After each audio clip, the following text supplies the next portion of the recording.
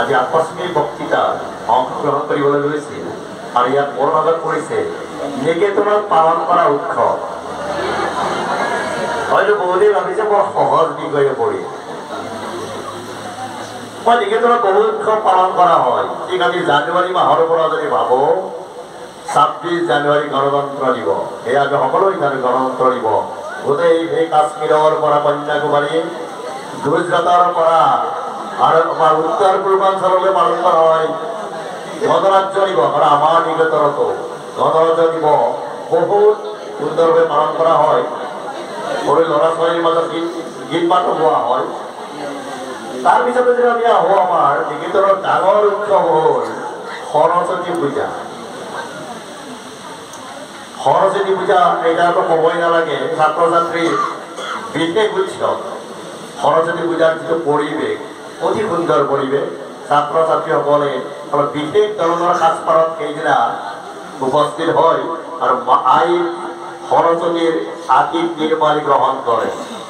সেয়া হয় নিকেতনত। তাৰপিছত শংকৰদেৱ শিশু নিকেতন, আমাৰ অসমত থকা সকলোবোৰ নিকেতন শংকৰদেৱৰ নামেৰে কোৱা হয়। আৰু শংকৰদেৱৰ তিৰুভাৱ তিথি, এই তিৰুভাৱ তিথিটো শংকৰদেৱৰ তিৰুভাৱটো খুব সুন্দৰভাৱে পালন কৰা হয় আমাৰ নিকেতনত। শংকৰদেৱৰ জন্মদিন বন্ধ থাকে, কিন্তু তিৰুভাৱ তিথি অতি আড়ম্বৰপূৰ্ণভাৱে কৰা হয়। বিভিন্ন বৰগীত বিভিন্ন লিখনিৰ মাজেৰে সেই দিনটোৰ কাৰ্যসূচী আমি অতিবাহিত কৰোঁ। তাৰপিছতে মই ক'ব আগবাঢ়িম আমাৰ নিকেতনত এইটো হয়তো অকল আমাৰ শংকৰদেৱ শিশু নিকেতনৰে উৎসৱ, বেলেগত হয়তো বেলেগ শিক্ষানুষ্ঠান পালন কৰা নহয়। সেয়া হ'ল ৰাখী বন্ধন। ভাতৃ আৰু ভন্টিৰ অমৰ প্ৰেমৰ এটা বিশেষ দিন, আৰু সেই দিনটোত সকলোৱে খুব সুন্দৰভাৱে পালন কৰে। সকলোৱে ৰাখী পিন্ধে। আমাৰ ছাত্ৰ ছাত্ৰীৰ মাজত কৰিব দিয়া হয়, এইটো ৰাখী তুলি দিয়া হয় ছাত্ৰৰ হাতত, ছাত্ৰীবিলাকে পিন্ধাই দিয়ে। আৰু ইয়াৰ মাজত আমাৰ ভাতৃত্ববোধটো অতি নিবিড় হৈ পৰে। সেয়া আমি নিশ্চয় ক'ব পাৰিম। নিকেতনৰ এটা ভাল লগা উৎসৱ ৰাখী বন্ধন। এই ৰাখী বন্ধনৰ ভাতৃ ভন্টিৰ যি অমৰ প্ৰেম, সেই অমৰ প্ৰেম নিকেতনত গাঢ় হৈ পৰে এই উৎসৱটোৰ জৰিয়তে।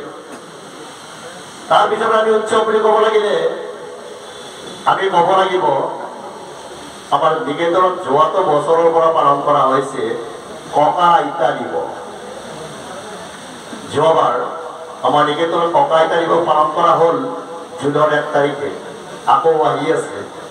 গতিকে ককা আইতা দিৱসত ইমান চাপৰ্ট পোৱা গৈছে, সমৰ্থন পোৱা গৈছে যে ককা আইতাসকল সঁচা অৰ্থত সন্তুষ্ট হৈছে।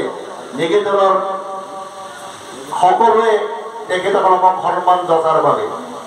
গতিকে নিকেতনৰ উৎসৱবিলাক কেনেকৈ পালন কৰা হয় কৈ শেষ কৰিব নোৱাৰি। আৰু এইখিনি কৈ মই মোৰ বক্তব্য মোৰ হাতত পৰিছে, যিটো নেকি আমি প্ৰতিগৰাকী আচাৰ্যই কিছু পৰিমাণে হ'লেও আপ্লুত হওঁ, ভাল লাগে আৰু তাৰ প্ৰতি আমি সকলোৱে আকৃষ্ট হ'ব লাগে বুলি সকলোৱে অনুভৱ কৰিছে।